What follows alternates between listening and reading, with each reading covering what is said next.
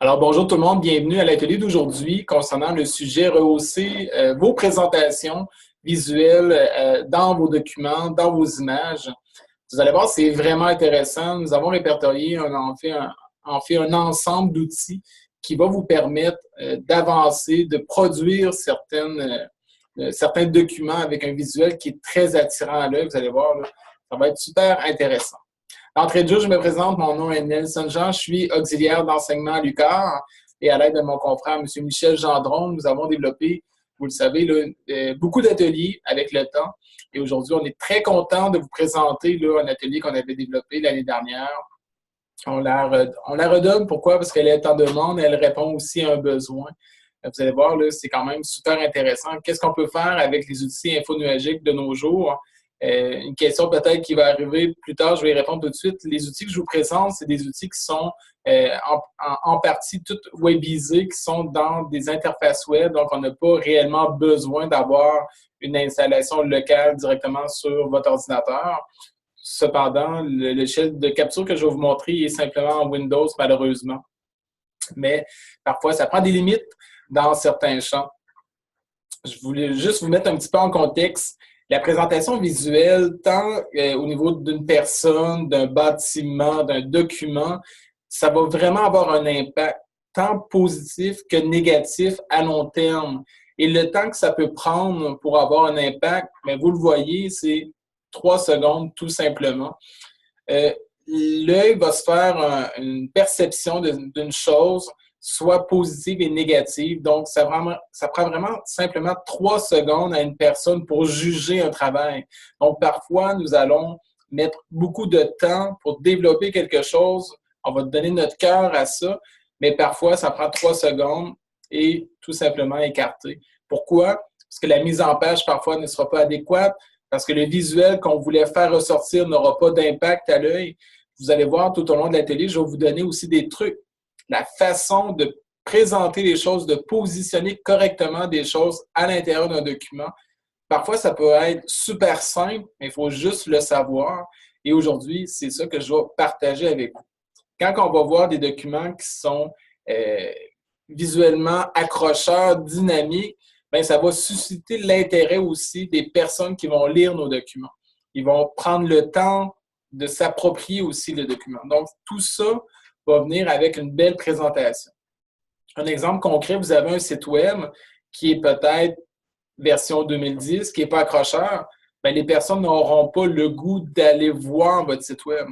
Souvent, ça prend quelque chose qui est accrocheur, qui va avoir aussi une pérennité, mais qui va être dynamique, qui va s'adapter, qui va changer. Pourquoi? Parce que l'œil a besoin de ça pour, mon Dieu, qu'est-ce qui vient d'arriver? Oh, wow, c'est beau, c'est nouveau. Mais en réalité, ça peut être le même texte, mais tout simplement en changeant certaines dispositions, certaines couleurs à l'intérieur. Donc, juste à vous remémorer ça dans votre tête, 3 secondes pour avoir un impact qui est durable, tant positif que négatif. Voici le menu de ce midi. Donc, on est sur l'heure du lunch. Donc, on va vous parler des objectifs de la présentation. Par la suite, je vais vous expliquer quelques règles de base en communication visuelle. Donc, comment présenter un document, comment mettre un certain impact positif en fait sur un document, vous allez le voir. Je vais présenter différents outils. Je ne peux pas non plus aller dans le détail très précis parce que je veux vous montrer une panoplie d'outils qui peut répondre par catégorie d'utilisation. Vous allez voir qu'il y en a qui m'ont plus accroché que d'autres, puis je vais prendre le temps de vous faire une petite démo sans pour autant aller vous expliquer précisément tel menu, qu'est-ce que ça veut dire. Je vais vous faire des démonstrations en temps réel, je vais partager mon écran comme vous le voyez présentement. Et en fait, là, si vous avez des questions ou des commentaires, donc vous devez sûrement voir la barre de menu pour l'application Zoom. Donc, comme vous le voyez à l'écran, je vous demande tout simplement dans le menu plus, aller converser. En cliquant là-dessus, il y a une fenêtre qui va apparaître à l'écran. Et dans la fenêtre, vous êtes capable d'aller clavarder un message. Donc, je vais juste demander à tout le monde d'aller m'inscrire un petit bonjour dans cette fenêtre-là pour être capable là, de voir que tout le monde a bien compris. Donc, ouvrir la fenêtre pour converser et m'envoyer un message. Bonjour Marilyn. Bonjour Priscille. Bonjour Christine. Bonjour Jean. Bonjour Gagnon, je ne sais pas votre nom. Donc, vous comprenez. Julie, bonjour Julie. Ça se peut-tu que tu es en téléphone avec nous? Je crois que oui. Excellent, ça fonctionne bien. J'ai désactivé ton microphone.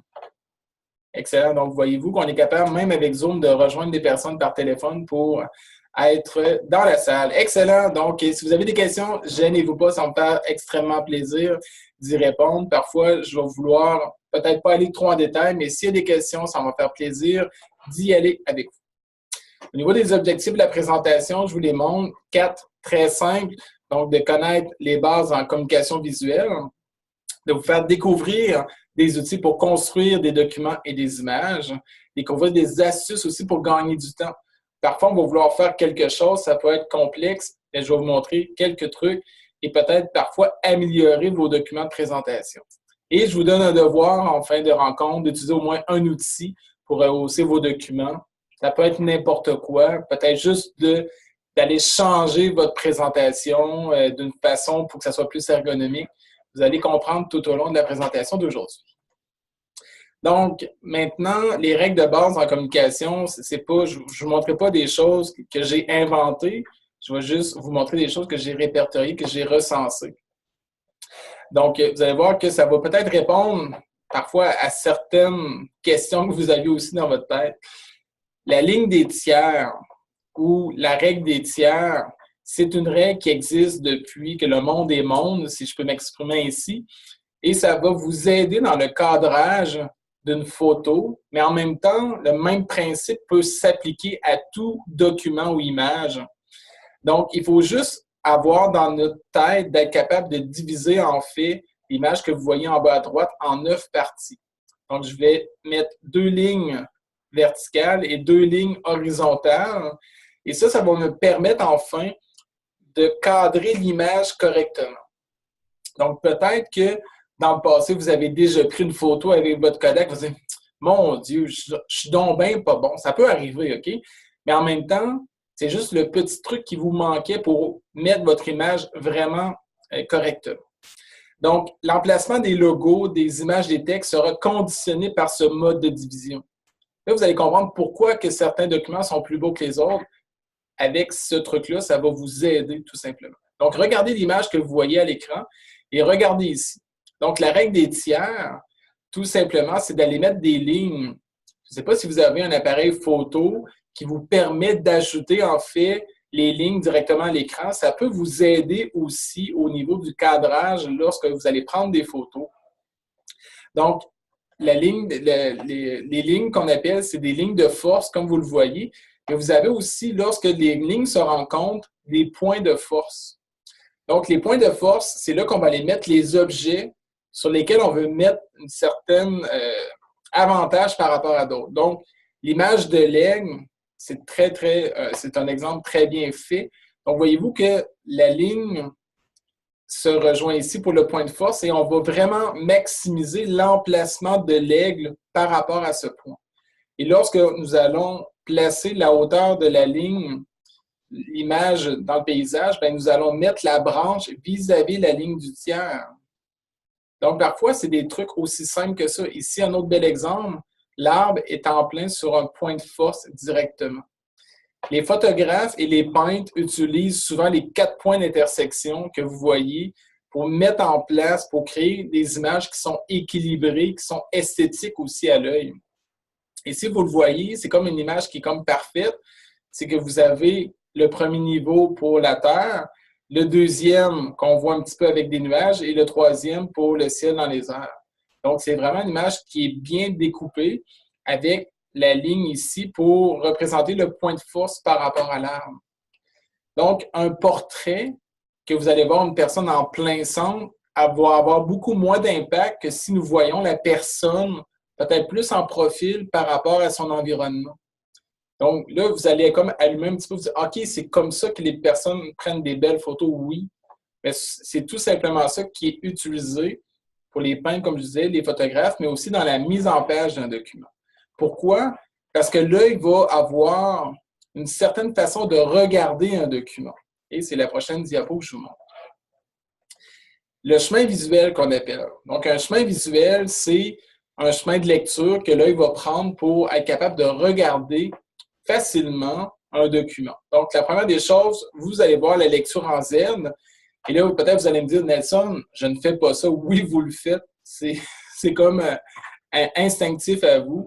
Donc, vous allez toujours de gauche à droite et de haut en bas, tout simplement, et on recommence. Quand on lit un texte, c'est ça qu'on fait. On lit la première phrase, on change de ligne et on descend. La même chose est là pour une image, pour un document. Donc, l'œil va regarder de gauche à droite et va descendre par la suite. Et va aller se positionner sur les points de force qu'on a, tout simplement, lorsque ça va être une image. Vous n'allez jamais commencer à regarder un document en bas à droite. En tout cas, moi, je ne le fais pas. Peut-être que vous non plus. Donc, c'est vraiment un truc. Donc, ils ont vraiment tendance à explorer en ligne, comme ça, de gauche à droite, de haut vers le bas. L'autre chose aussi, c'est dans le sens des aiguilles d'une montre. Donc, on regarde le cadran supérieur gauche, on s'en va un petit peu vers le haut, on fait le tour et on revient au début. Donc, on veut avoir une certaine perspective d'un document. L'œil le fait de façon automatique. L'autre point aussi, c'est que l'œil va vraiment mettre l'accent sur le cadran supérieur gauche d'une image.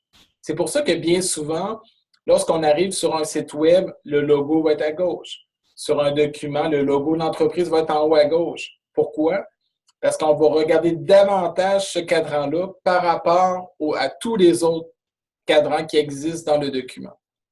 Donc, parfois, on va faire ça vraiment rapidement. OK?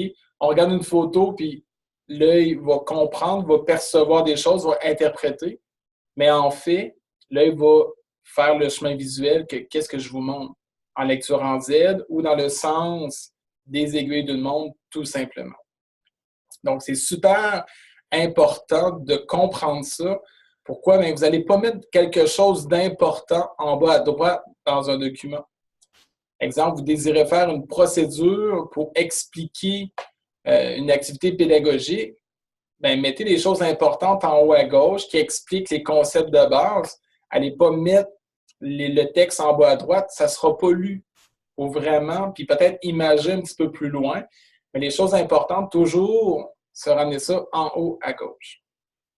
Donc ça, c'était pour le chemin visuel. L'autre chose, la personnalisation que nous allons faire par rapport à la typographie va avoir une influence. Là, vous allez me dire, mon Dieu, Nelson, je n'ai jamais pensé ça, mais oui, ça a une influence. Exemple, je ne sais pas si vous avez déjà essayé de lire un texte qui était complètement en italique. Bien, peut-être qu'à la fin, c'était vraiment fatigant. Pourquoi? Parce que là, il n'est pas habitué de lire d'un côté penché. Il veut voir des choses qui sont vraiment droites comme caractère. Donc, ça va vraiment avoir une influence, en fait, sur le ton de la lecture en soi. Il existe deux types de caractères, soit avec empattement, sérif, peut-être que vous avez déjà entendu ça, et les empattements, sans sérif. Donc, un empattement, ici, là, vous le voyez, c'est comme lorsqu'il y a comme une petite finition. Okay? C'est comme délicat un petit peu plus. Tandis que sans sérif, c'est vraiment plus cadré. Okay? Il y a comme une certaine, pas une barrière, là, mais une certaine forme là, plus structurée. Le message est plus.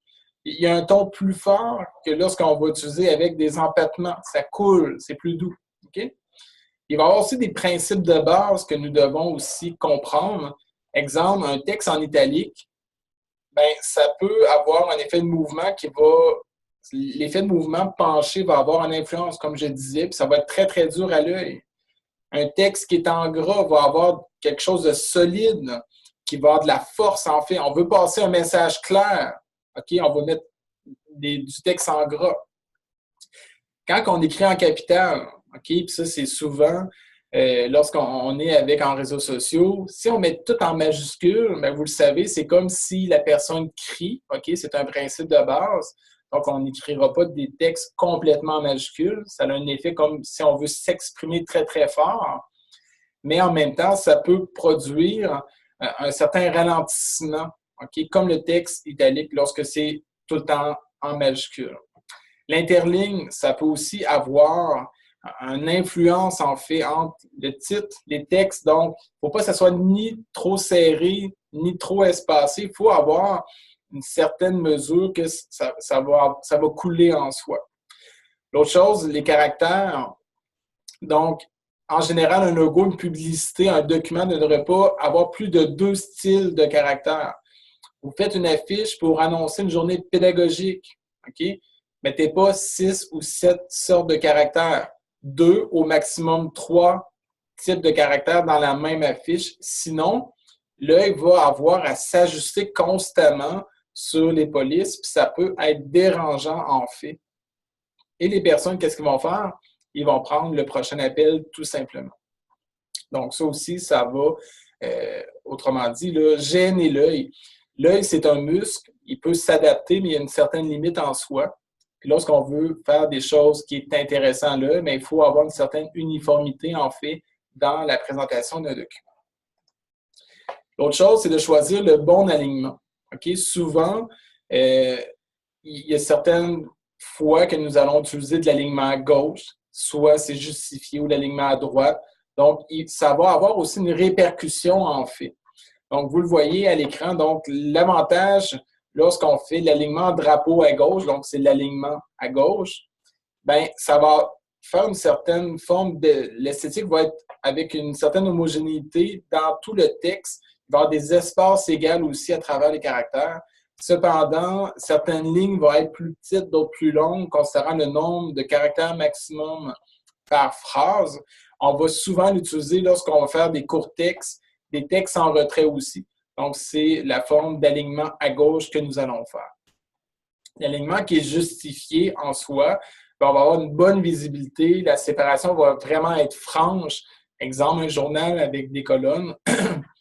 Vous avez sinon des inconvénients comme des espaces qui sont variables entre les mots, des mots qui sont difficilement séparables, ça peut arriver.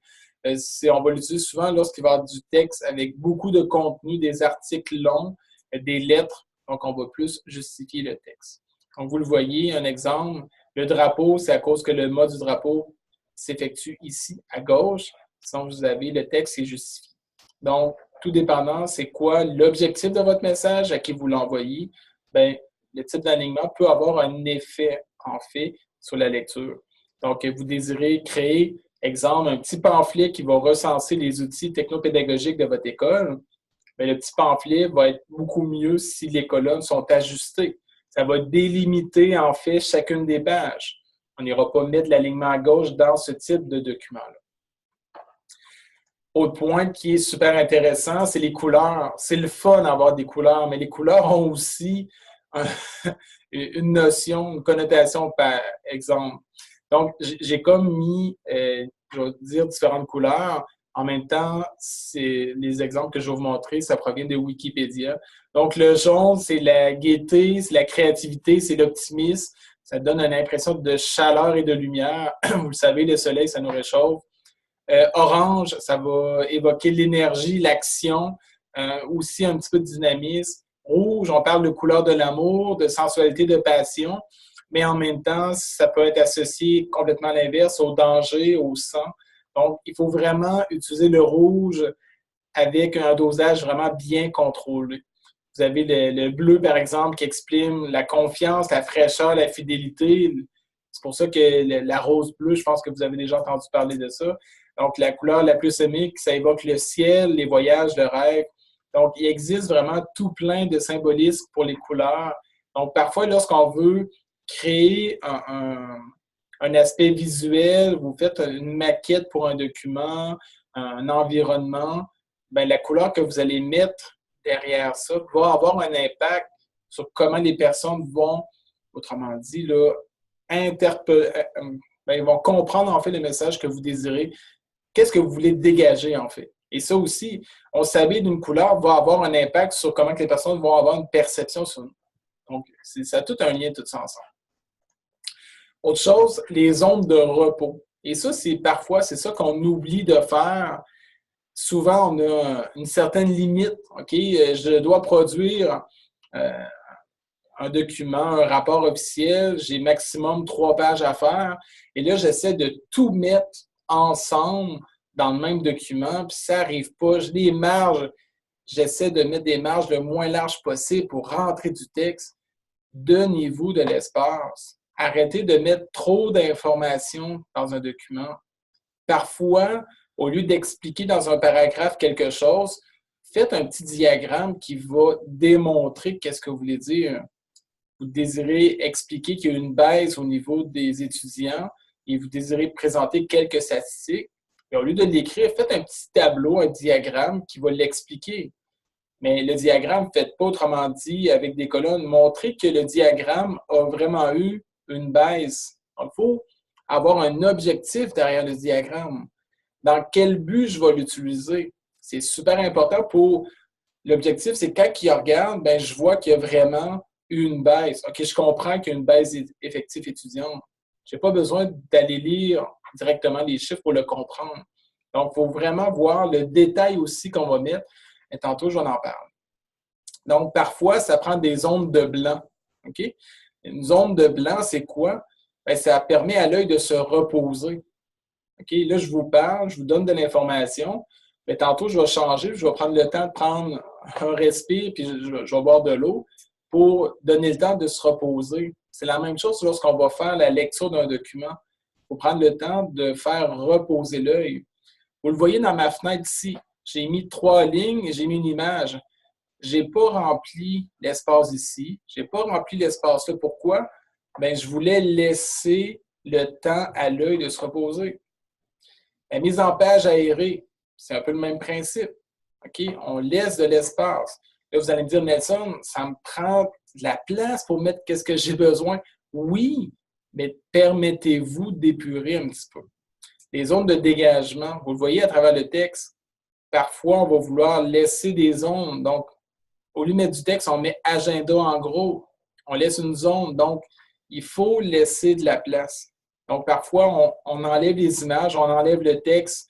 Une chose importante aussi, quand on a un logo, OK, il ne faut pas mettre du texte autour d'un logo. Il ne faut pas juxtaposer une image autour d'un logo. Il faut que le logo ait son espace à lui pour qu'il y ait une certaine notoriété par rapport aux autres choses pour mettre en valeur le logo, qu'il soit aussi facilement repérable lors de la lecture visuelle. C'est super, super important.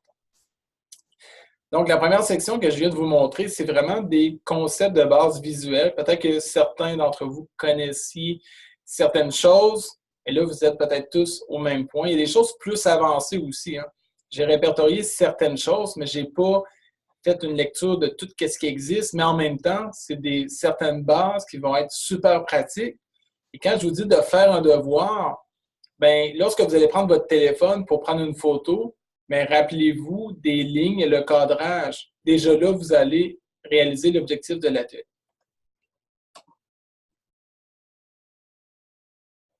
Y a-t-il des questions pour la première section? Donc, juste à me répondre en clavardage si ça va bien pour tout le monde.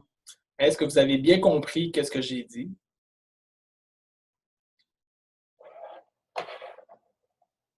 Excellent. Pas de questions? Super. Donc, on continue. Au niveau des outils, j'ai répertorié certains outils. Je n'ai pas fait tous les outils qui existent sur la Terre parce que je pourrais vous en parler pendant toute la fin de semaine. Cependant, ceux que j'ai fait ressortir vont avoir parfois ça va vous donner en fait là, une possibilité de plus dans vos cas. J'aime bien présenter de façon différente parfois l'information. Okay? Je vous explique. Quand j'étais au 2e cycle à l'UQAR, j'avais une activité pour présenter en fait des définitions à l'avant. Okay? C'est une analyse de cas, il fallait mettre en relation les concepts théoriques qu'on avait appris en classe avec l'analyse de cas. Et au lieu de faire comme tous les étudiants de ma classe, d'aller mettre le titre de mon mot, de mettre la définition et de la lire devant tout le monde, bien, qu'est-ce que j'ai fait? C'est que j'ai fait un nuage de mots-clés. Ça, c'est pour les personnes qui ne connaissent pas ça, c'est un word cloud qu'on appelle. Donc, ça, c'est des exemples que je vous donne. Et en même temps, ça peut vous inspirer, en fait. C'est que quand j'ai fait le travail avec l'aide de mon ami, c'est que tout simplement, j'ai mis un nuage de mots-clés avec les concepts théoriques que j'avais appris tout au long en lien avec mon analyse de cas. Et par la suite, j'avais tout simplement, bien, OK, je vais vous parler de marketing, blablabla, blablabla. J'expliquais en fait. Donc, la présentation était vraiment originale. Ça me demandait plus de temps de préparation, mais en même temps, j'avais les personnes dans la classe, l'audience qui m'écoutait complètement et qui ne lisait pas. OK, le texte était écrit à l'écran. Je ne sais pas si vous vous rappelez, au niveau des présentations PowerPoint, si on veut être efficace, il faut éviter de lire directement sur notre fiche de présentation et connaître en fait le sujet. Donc ça nous force à le connaître. On n'a comme pas le choix parce qu'il n'y a rien d'inscrit. Mais la présentation est super intéressante. Pourquoi? C'est dynamique, c'est actuel. Et en même temps, c'est qu'on peut demander aux étudiants de le faire. C'est que oui, on peut générer des documents comme ça, mais vous êtes dans un cadre pédagogique. Là, vous allez demander aux étudiants, bien, sortez-moi tous les concepts qui existent par rapport à tel sujet, puis faites-moi un nuage de mots-clés, puis mettez ça dans votre document, et par la suite, expliquez, en fait, au lieu de faire une liste qui est très structurée, en fait, pourquoi on ne le présente pas de façon différente? Il existe, en fait, de différents outils. Ça a été inventé un petit peu par Flickr. Je fais juste une petite historique, je trouve ça intéressant. Flickr, il voulait avoir un système pour visualiser l'ensemble des mots-clés qu'il y avait, en fait. Donc, c'est une représentation visuelle des mots-clés. C'est fait par le biais de police de caractère. Les mots-clés qui ont plus d'importance vont être plus gros par rapport aux autres. C'est en ordre alphabétique, c'est tout mélangé. Donc, ça a vraiment une belle présentation. Puis, je vous donne d'autres exemples ici. Moi, ça m'interpelle beaucoup. J'aime présenter parfois de façon différente. Il existe différents outils. Je vous les nomme, je n'irai pas vous les montrer aujourd'hui, mais lorsque vous allez recevoir la présentation, vous allez y avoir accès. Donc, wordclouds.com. Donc, on ajoute la liste de mots ici. On voit la forme qu'on veut faire. Donc, on peut faire des Mickey, des arbres de Noël, une thématique par rapport aux fêtes qui s'en viennent. Donc, vraiment beaucoup de créativité par rapport à ça au niveau pédagogique. Qu'est-ce qu'on peut faire? Le size, la grosseur, on peut extraire le fichier en format PNG si on le veut. Donc, lui, c'est le premier, super intéressant. Le deuxième que j'ai aussi trouvé, que je trouve intéressant, vous avez l'adresse en bas, le même principe. Donc, on peut l'orienter comme qu'on le veut. On peut mettre la liste de mots, on peut le générer et on peut, si ça nous déplaît, tout simplement de changer quelques options et de le régénérer. Donc, c'est vraiment dynamique. Ça présente de façon différente. Et parfois, exemple, je ne sais pas, vous êtes en mode de recrutement, vous désirez mettre la liste des choses préalables pour tel programme. Pourquoi ne pas le présenter sous forme de WordCloud? Ça peut être intéressant. Donc, ça, je trouvais ça vraiment intéressant de vous le montrer en début. Au niveau des graphiques, OK, vraiment, là, il y a des différentes sections, mais principalement, lorsqu'on veut faire des belles présentations visuelles, on veut présenter des choses. Donc, comme je vous disais, au lieu de présenter des chiffres numériques, on a la possibilité de présenter des graphiques. Le premier outil, peut-être que certains d'entre vous le connaissent, d'autres ne le connaissent pas, mais il est très, très simple. Et l'outil, c'est Microsoft PowerPoint. OK? Dans PowerPoint, on a la possibilité, et ça, je fais comme le lien de faire des belles présentations, mais en même temps, on va s'aider par le biais de Microsoft Excel qui peut avoir des tableurs, ces choses-là. Donc, quand on est dans PowerPoint, on peut générer des graphiques dans Excel et par la suite les mettre dans notre PowerPoint ou les mettre dans notre Google Slide ou les mettre dans PowerPoint Online. Donc, on a la possibilité de créer des graphiques, d'effectuer une capture d'écran et de l'amener dans notre document de présentation. Un document de présentation, ça peut être n'importe quoi. Ça peut être un courriel, ça peut être un document Word, ça peut être un site web. Donc, on a la possibilité de générer facilement un graphique. Et posez-vous la question, c'est quoi l'objectif? Qu'est-ce que je veux présenter? Exemple, je veux montrer que la répartition entre mes étudiants, entre ceux qui proviennent de l'international par rapport à ceux national, il y a vraiment une grosse différence. Bien, je vais prendre des échelles, des histogrammes, donc plus en colonne. Je veux montrer une courbe montante ou l'effet descendant d'une chose qu'on a appliquée dans un contexte. bien, on va prendre plus des choses de courbe. Je vais présenter une répartition. On y va par secteur. Donc, prenez pas n'importe quel diagramme pour faire n'importe quoi. Posez-vous la question pourquoi avant. C'est super important. Donc, ça, c'est vraiment de base. C'est un outil que tout le monde connaît, en fait. Mais parfois, on n'ose pas le faire pour être capable d'extraire des données et d'aller le présenter ailleurs. Mais en bref, on est capable de le faire. Donc, ça, c'est vraiment PowerPoint. C'est accessible aussi tant Macintosh que Windows. Deuxième outil que j'ai trouvé super intéressant que je vous présente, c'est Chartblocks. C'est un outil de création de graphiques qui est en ligne, donc on peut l'utiliser à travers n'importe quelle plateforme. Il se définit lui-même, c'est drôle, il s'attribue certaines caractéristiques comme outil de création graphique le plus simple au monde. OK? Un petit bémol là-dessus. Je vous dis la vérité. Il peut s'adapter à n'importe quelle sorte de données, que vous ayez des données dans Excel, dans Google Sheets, ou que vous copiez-collez des informations directement dans la page, on a la possibilité de créer le graphique. L'autre chose que j'ai trouvé super intéressant, c'est qu'on peut vraiment l'intégrer facilement à un site web. Je ne sais pas, mais vous avez une page d'un site, WordPress, n'importe quoi, et que vous désirez insérer en fait un graphique, bien, en fait, l'image ne sera pas dynamique en soi, mais Chartblocks permet d'intégrer le contenu du graphique à l'intérieur de votre site web. Et si les données changent dans votre fichier, bien, le graphique va être mis à jour automatiquement et le site en même temps. Donc ça, j'ai trouvé ça vraiment intéressant. C'est simple à utiliser. Je ne ferai pas de démonstration par rapport à cet outil-là, mais je voulais juste vous... Sa force, c'est vraiment l'intégration en temps réel des données dans un site. Ça peut être super intéressant. La version gratuite est limitée à certaines choses, mais vous le savez, comme tout outil infonuagique, si on veut avoir plein de possibilités, bien, il faut payer un petit peu. Mais on est capable de faire des belles choses avec la version gratuite, avec Chartblocks. Infogrames, donc vous voyez, c'est vraiment... il y a une particularité là, au niveau de... En bas, là, vous voyez l'adresse, c'est infogr.am. OK? C'est vraiment intéressant. Moi, ça a été un coup de cœur, je vous le partage. Je vais vous mettre un petit peu dans le clavardage des exemples. OK?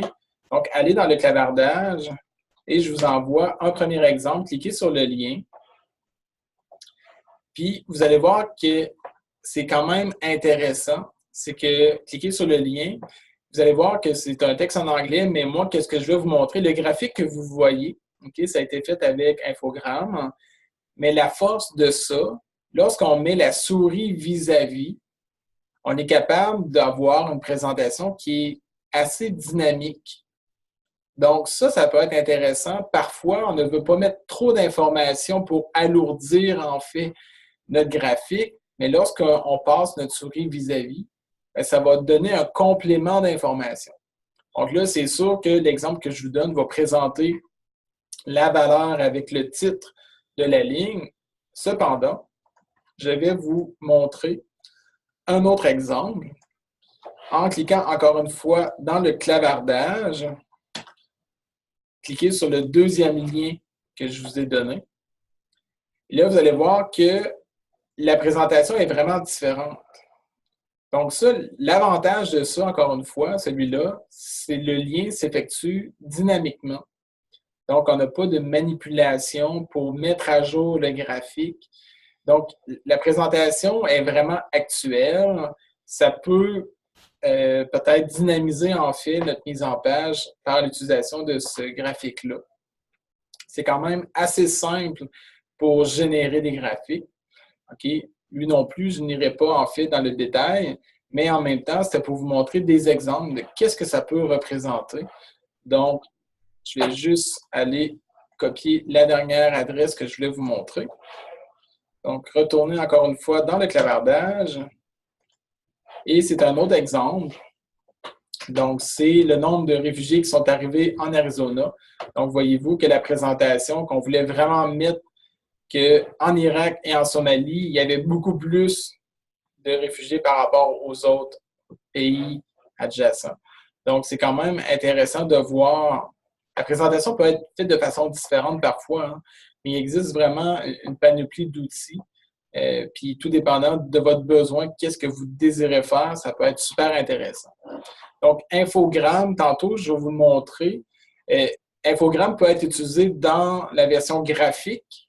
OK? Donc, ça, c'est vraiment la notion graphique. Tantôt, je vais vous le présenter, mais en mode infographie un petit peu plus. Donc, je vais vous demander de revenir, en fait, à ma présentation. Donc, vous le voyez, toutes les possibilités. Est-ce que vous voyez tous ma présentation?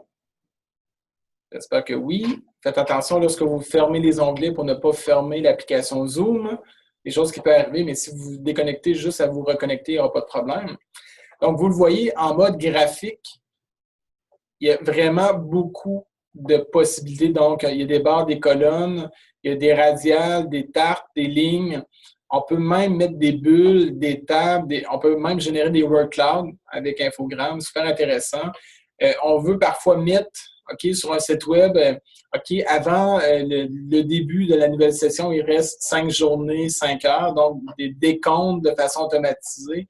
On veut lancer un concours où on veut parfois mettre des échéances. Ça peut être super intéressant, puis c'est dynamique. Ça va baisser de façon automatisée. C'est vraiment visuellement beau à l'œil, c'est tapant. Comme Marilyn dit, c'est full de couleurs. C'est ça qui est vraiment intéressant. Donc, vous le voyez, vraiment, là, moi, comme je vous disais, c'est un coup de cœur. J'ai réalisé des choses avec, je trouvais ça super intéressant.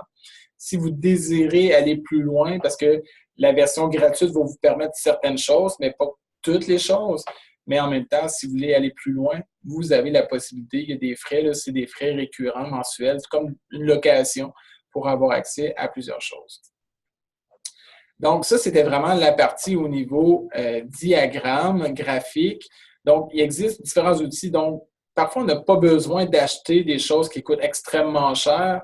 Parfois, on peut répondre à notre besoin juste en utilisant Excel et créer un diagramme, ou on peut utiliser des outils qui sont en ligne pour être capable de mettre, d'avoir un effet dynamique, de mettre une certaine couleur sur qu'est-ce qu'on veut représenter pour dynamiser, en fait, là, notre mise en page du document qu'on veut faire. Maintenant, la deuxième section, c'est vraiment l'infographie. Donc, l'infographie peut être utilisée à plusieurs sauces. On peut faire des graphiques qui vont présenter des résultats. Pas des graphiques, des infographies qui vont présenter des résultats. On veut faire un rapport annuel qui a un punch. On veut faire une invitation pour une activité pédagogique. Bien, on ne fera pas ça dans un courriel. On va faire une infographie qui va inviter, qui va montrer en fait le dynamisme qu'on veut dégager de la journée. Il y en existe vraiment beaucoup, mais il y en a qui sont vraiment plus forts que d'autres. Je ne sais pas si vous connaissez Canva. Canva permet de faire de l'infographie. Avec la version gratuite, on est capable de faire des belles choses. Moi, je l'utilise et je suis capable de répondre à mon besoin. Cependant, si vous êtes destiné à faire des infographies à temps plein, peut-être que vous allez devoir prendre la version payante. Cependant, on est capable de faire des choses simples qui vont avoir un tape à l'œil. Puis là, vous allez comme comprendre bien les choses. Parfois, exemple, on est sur Facebook et là, on va voir une image d'une entreprise qui va annoncer un produit. Vous allez dire, mon Dieu, c'est donc bien beau. Bien, ils utilisent des logiciels comme ça. Ils n'inventent pas les choses. Exemple, je vais faire une publication Facebook par rapport à mon organisation, par rapport à une activité pédagogique. Il existe des exemples. Je vais faire des cartes d'affaires. Je vais faire des posters. Je vais faire des diaporamas pour annoncer quelque chose. Ça existe. Inspirez-vous de. Puis tantôt, je vais vous montrer qu'est-ce que j'ai fait. Il ne faut pas réinventer la roue. Hein. Il faut parfois être productif. Il faut avancer rapidement. Des outils comme ça vous permettent de le faire tout en étant professionnel. Je ne veux pas voler la job d'un infographiste. Okay? Parfois, on doit être autonome puis d'avancer rapidement dans les choses. Au niveau de Canva, qu'est-ce qui est le fun? C'est que je vais vous montrer un exemple. Donc, vous voyez ma fenêtre. Donc, je m'en vais sur canva.com, donc canva.com. Vous le voyez, j'ai la possibilité, puis moi j'aime bien ça, le petit dynamisme de ça, là, de voir le fond, là, je trouve ça intéressant. Donc, le bouton connexion, Je vais me connecter avec mon compte Google. Et là, je vais être capable d'accéder. Donc, j'ai la version gratuite. Je n'ai pas payé pour faire les choses. Donc, j'ai la possibilité. Une nouveauté qui est apparue dernièrement, on avait la version 1.0 de Canva. Maintenant, ils viennent de faire une version 2.0 de Canva qui vous permet de faire des choses supplémentaires. Cependant, le seul bémol que j'ai pu dénoter, qu'est-ce que vous aviez fait avec la version 1.0 ne peut pas être transféré dans la version 2.0 de leur application. Donc, il n'y a pas de chemin, mais vous gardez accès à la version 1.0 en tout temps. Donc, ça, c'est quand même super intéressant. Donc, dans Canva, qu'est-ce qu'on est capable de faire? Bien, vous le voyez, je vais faire des publications pour les réseaux sociaux, je vais faire des grosses présentations, des posters, des couvertures Facebook, des entêtes de courriel. Donc, exemple, vous partez en vacances, vous désirez avoir votre bandeau Facebook d'une certaine façon présentement en vacances, bien, c'est possible de le faire. Vraiment beaucoup de possibilités. Donc, je vais juste vous montrer un exemple. J'en prends un au hasard. Je veux me faire un poster. Et là, autrement dit, j'ai une possibilité d'aller voir et m'inspirer de plusieurs posters qui ont été faits. Et ceux qui sont inscrits gratuits, et nous avons la possibilité de les utiliser, en fait. OK?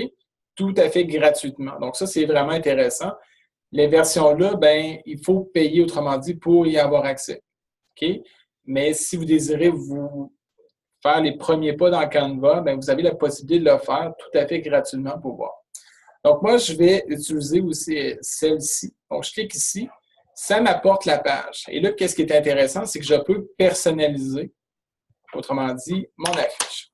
Donc, je double-clique ici. J'ai la possibilité d'aller changer le texte. Donc, je vais marquer « Atelier » sur le plagiat. Et ici, je peux mettre le sous-titre. Donc, je peux, autrement dit, personnaliser facilement.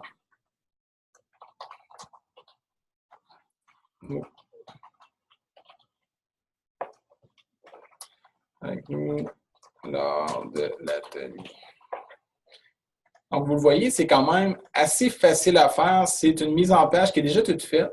Donc, vous n'avez pas besoin de commencer à calculer la marge, le document, ces choses-là. Non, c'est déjà prémonté. Donc, je fais juste en même temps que je vous parle. C'est quand même assez simple. Tout ce qui est gratuit peut être utilisé. Donc, vous avez la possibilité de le faire. C'est libre de droit. Donc, si vous le donnez gratuitement, oui, vous avez la possibilité de le faire. Donc, ça, c'est vraiment intéressant par rapport à ça. Donc, je vais juste aller changer donc dans le...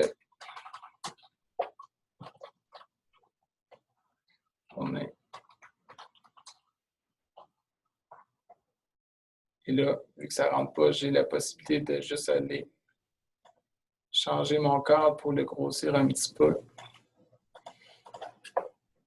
Je fais ça en même temps que je vous parle. Je vais juste marquer dans le cadre de la journée. Donc, il y a possibilité de faire certaines choses assez faciles dans Canva. C'est sûr que je ne veux pas non plus aller à la grosse mise en page, mais c'est pour vous donner un exemple pour que vous puissiez comprendre facilement.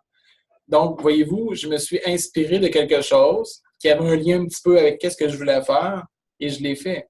Donc, je peux la partager avec d'autres personnes, je peux la télécharger, OK, en format PNG. Donc, je clique télécharger et là, je vais être capable de générer en fait la génération de mon document.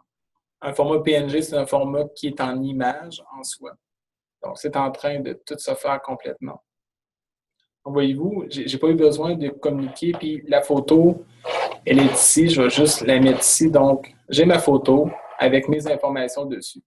Donc, parfois, c'est super simple à faire. Puis, ça peut nous avancer rapidement dans quelque chose.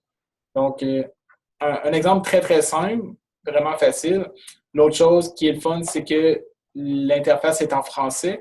Vous avez même des tutoriels qui est intégré à la plateforme. Donc, si vous désirez comprendre, vous ne comprenez pas comment ça fonctionne, allez voir les tutoriels, ça va vous montrer comment le faire.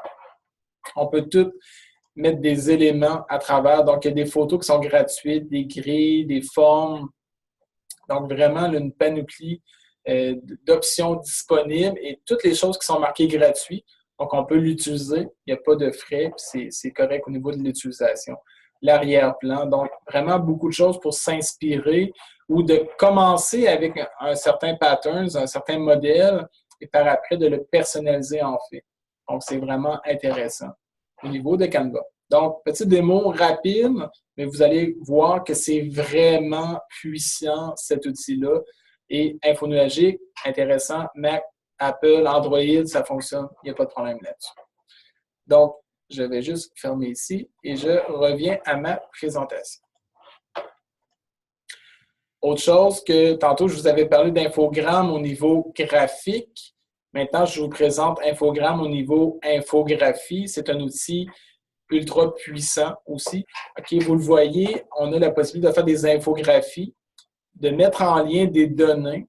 OK, j'ai des données que j'ai fait un copier-coller de mon fichier Excel directement. Sinon, vous avez la possibilité de linker un Google Sheet, de linker un fichier Excel dans votre Dropbox, OneDrive, Microsoft. Donc, tout est possible d'interrelier ensemble et de créer facilement, en fait, une présentation. Je vais juste aller voir ici. Donc, vraiment efficace comme outil. Je vais le temps passer, puis je vais avancer. Donc, vraiment intéressant. Le même principe que l'autre. Donc, on commence avec quelque chose, on personnalise pour répondre à nos besoins et après ça, on est capable de l'extraire facilement. Donc, infogramme, super intéressant. Autre chose que j'ai vraiment aimé, Easily. OK, je ne sais pas si vous le connaissez. C'est le même principe, mais qui est vraiment une, une mise en page qui est vraiment actuelle, très jeune, très dynamique. Puis, il nous propose vraiment là, beaucoup de Canva qui sont gratuits. Okay? J'ai pris exemple, lorsqu'on se connecte, on clique vis-à-vis ici. Et là, j'avais ce diagramme-là. Moi, j'avais un besoin de représenter certaines informations pour le Fadio dans le passé. Et je voulais vraiment que ça soit imagé. Donc, au lieu d'expliquer textuellement un texte, ben, je l'ai plus imagé. Donc, j'ai utilisé l'outil. Donc, vous voyez, il y a plusieurs possibilités au niveau de la mise en page, de la structure, des formes, ces choses-là. Et, excusez-moi, je vais juste, pourquoi que c'est pas apparu? Je vais juste arrêter ma présentation et je reviens ici. Pardonnez-moi. Donc, j'avais ce modèle-là au départ et qu'est-ce que j'ai voulu faire? C'est pourquoi Fadio? En faisant des bulles et en plaçant des choses directement dedans. Donc, en fait, la présentation répondait à mon besoin, mais j'ai juste textualisé les choses pour le présenter à la table du COTFE. Donc, voyez-vous, c'est original, ça présente des choses, mais en même temps, les directeurs avaient ça dans leurs mains et nous argumentions sur le sujet. Donc, oui, c'est quoi les réalisations que nous avons faites cette année, blablabla, ainsi de suite. Donc, parfois, c'est juste de le présenter de façon différente afin vraiment là, que ça soit actuel en soi. Donc, Easily, super intéressant aussi, qu'on peut extraire facilement les choses. LucidPress, OK? Je ne sais pas, peut-être certains d'entre vous connaissez LucidChart, qui permet de faire de la cartographie. LucidPress permet de faire de l'infographie. Avec la version éducationnelle, on est capable de faire des choses. Seul bémol, c'est quand même assez complexe à utiliser. Moi-même, qui ai certaines aisances en techno, j'ai eu de la difficulté. Et pour les personnes qui désirent faire des choses quand même assez poussées, qui ont certaines connaissances au niveau de l'infographie, ça peut répondre aussi à vos besoins. On peut faire des brochures, des pamphlets, des invitations, des magazines, des posters. Vous le voyez ici, ça, c'était un pamphlet qu'on peut replier par différents volets. Donc, on peut faire plein de choses, mais j'ai eu de la misère. Mais je voulais vous le présenter rapidement pour que vous puissiez comprendre que ça existe comme outil LucidPress. Ça fait le tour de mes outils infographie. Avez-vous des commentaires ou avez-vous des questions par rapport à l'utilisation de certains avant que je passe dans la prochaine section? Est-ce que ça va bien pour tout le monde aussi? Donc, juste à me clavarder le tout. Excellent. Avez-vous appris des choses? Connaissez-vous des outils dans la liste que je vous ai présentée ou c'est des choses que tout le monde connaissait?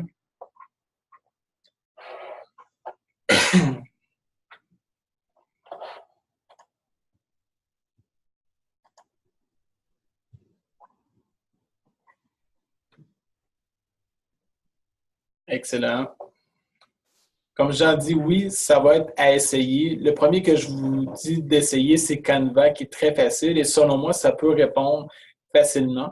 Mais en ayant la présentation, vous allez y avoir accès là, avec l'information que je vous donne. Excellent. Maintenant, au niveau des captures d'écran, je trouvais ça super important de vous montrer les possibilités que nous avons maintenant en 2018. Puis moi, ça a comme changé un petit peu ma façon de présenter les choses. Vous allez voir la prochaine diapo, c'est que oui, j'ai mis 2 images, mais à l'intérieur, j'ai la possibilité de mettre des images qui sont dynamiques.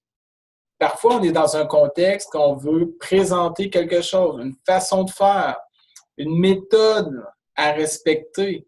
Un enseignant veut montrer comment faire un calcul. Il veut se filmer. Bien, on a des outils qui nous permettent de faire des GIFs qu'on appelle, des images GIF, qui sont en fait des images animées. ShareX, qui est gratuit, qu'on peut installer, okay, c'est libre de droit, il n'y a pas de problème. Le seul bémol, puis Christine, pardonne-moi, c'est que ça ne fonctionne pas en Macintosh. Peut-être tu vas être déçu, mais c'est vraiment, là, moi, c'est un coup de cœur que j'ai découvert par le biais d'un ami, il y a 1 an et demi, que j'utilise à plusieurs occasions. L'autre chose aussi qu'on est capable de faire, c'est qu'on peut annoter en fait une image, donc par le biais d'un carré, des cercles, des lignes, on peut mettre des points. Donc, étape 1, 2, 3, 4, 5, 6. On peut faire vraiment beaucoup de choses. Un autre exemple que j'ai fait hier, donc je suis dans mon Google Slide, je fais fichier, je veux montrer comment faire la configuration de la page, voir si elle est correcte, c'est correct. Par la suite, je vais changer ma zone de commentaires pour la rapetisser, l'agrandir, et je vais montrer aux personnes comment insérer une image par une recherche web. Donc, je vais rechercher ballon.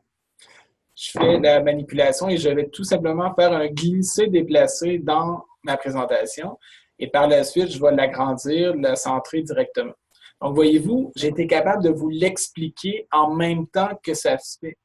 Donc, parfois, on a la difficulté de faire 2 choses en même temps, mais grâce à ça, on est capable de le faire dans une présentation en temps réel. Question, je sais que Jean aussi, tu es en Macintosh. L'outil n'est pas disponible. J'ai essayé de chercher l'autre jour des comparables, mais je n'ai pas totalement trouvé un outil qui est complet autant que ShareX. Donc, je vais essayer de continuer mes recherches, voir s'il y aurait... C'est sûr qu'il existe quelque chose. Okay? Il faut juste trouver la bonne chose. Puis il ne faut pas qu'il y ait... Parfois, il y a des outils qui sont gratuits et qui vont installer des choses par en arrière. Moi, j'aime plus ou moins ça. Mais ShareX permet de faire des choses vraiment, vraiment intéressantes par rapport à ça. Je vais juste vous montrer les possibilités. Donc, quand j'active ShareX, vous le voyez, j'ai comme une zone qui est là. Donc, j'ai la possibilité d'aller faire ça. Puis, disons que je veux aller vraiment de quelque chose de précis. On est capable de voir en pixels où est-ce que ça va s'arrêter. Et là, je peux bouger avec ma flèche pour vraiment l'accrocher correctement. Et par la suite, j'ai la possibilité d'annoter. Donc, je vais mettre une zone rouge dans mon écran. Parfois, je vais avoir des choses confidentielles que je veux cacher. Donc, je vais mettre une zone pour cacher une zone. Et je peux, les autres ils appellent ça les étapes. Donc, cliquer ici, ici, ici, et par la suite là, afin de réaliser l'image. Donc, je peux annoter mon image en temps réel. Et par après, voyez-vous, mon image, elle est produite avec l'effet de flou, le cadre, les étapes directement. Et tout ça en une seule opération. C'est ça la beauté de la chose, c'est qu'on a la possibilité de tout faire l'annotation en temps réel avec cet outil-là en plus. L'autre point que j'adore de ShareX, il conserve en fait l'ensemble des images des captures d'écran. Donc, c'est pas fait et c'est disparu. Donc, tout l'historique de vos captures d'écran est conservé dans le C2 document. Donc, vous avez la possibilité de le faire. Les images qui sont recherchées à travers la recherche de Google, ou je sais pas, je ne peux pas attendre un petit peu, je vais juste valider, voir si c'est vraiment insertion d'images. On peut-il personnaliser en fait? C'est ça. Il y a vraiment, là, quand on fait la recherche, regardez ici, sélectionnez uniquement les images qui sont lesquelles vous disposez des droits d'utilisation. Donc, il n'y a pas de validation en fait lorsque je fais l'intégration comme ça d'images. Cependant, vous avez la possibilité de faire des recherches plus avancées au niveau de Google Images pour prendre ceux qui sont libres de droit et de coût. Donc, je vous ai montré la petite démo. D'autres outils supplémentaires en rafale qui peuvent être intéressants. Première, c'est Social Image Resizer Tools qui vous permet de prendre une image et de la mettre uniforme pour qu'elle soit accessible, par exemple, sur Facebook, qu'elle soit accessible pour votre image Google. Donc, ça va changer la résolution, gratuit. C'est très simple à utiliser. J'en dis pas plus par rapport à cet outil-là. Un autre outil qui peut être bien au niveau de l'image, on peut faire des avatars qu'on appelle. Donc, au lieu de mettre notre photo en profil, nous avons la possibilité de faire un avatar qui va présenter l'image. Ça peut être très ludique, mais très intéressant et un défi que peut-être je vous donne. Essayez de faire votre avatar tout en étant le plus transparent possible et respecter l'image que nous avons de nous-mêmes. L'autre chose que nous avons la possibilité, puis ça va peut-être répondre à la question de Christian, il existe Creative Commons Search qui vous permet de rechercher toute image libre de droit et de coût. Donc, oui, il existe Google Images, mais Google n'est pas seul en ce monde. En cliquant sur le lien qu'il va y avoir dans la présentation, vous avez la possibilité de chercher des images qui sont gratuites que vous pouvez utiliser. Donc, ça va vraiment vérifier l'ensemble des choses. Ça peut être super intéressant. Ça va même rechercher parfois dans des musées qui ont permis des images. Donc, allez voir ça, l'outil. C'est super efficace. Ça va vous permettre parfois de sauver du temps pour la recherche Internet. Je vous ai mis aussi plusieurs liens au niveau de l'utilisation de certains outils, donc des tutoriels, donc comment faire certaines choses dans Infogrames, Canva, Easly et Pick2Chart. Donc, différents outils qui existent que je vous ai montrés aujourd'hui. Prenez le temps. Hein? Moi, je prends tout le temps la théorie des petits pas, de voir comment ça fonctionne, aller voir les tutoriels, revoir aussi l'atelier que je vous ai présenté aujourd'hui en différé pour comprendre des choses que peut-être que ça va vite aussi. Il y a quand même passablement d'informations. Mais en même temps, c'est que l'objectif, c'est de vous présenter des choses et c'est comprendre, ce n'est pas un atelier main sur la touche. Voilà, ça serait le temps des discussions, questions, commentaires. Je vous laisse réfléchir à tout ça. Prenez le temps d'écrire aussi vos questions que vous avez dans le clavardage. De mon côté, je vais remercier l'ensemble des personnes qui écoutent l'atelier en différé aussi. Merci aux personnes présentes pendant l'atelier. C'est toujours, excusez-moi, j'ai cliqué au côté. Donc, encore une fois, merci de votre participation. N'oubliez pas, dans 2 semaines, un autre atelier aussi. Sinon, vous avez la possibilité de réécouter l'atelier en différé en tout temps. Le lien est actif, là, il n'y a pas de problème là-dessus.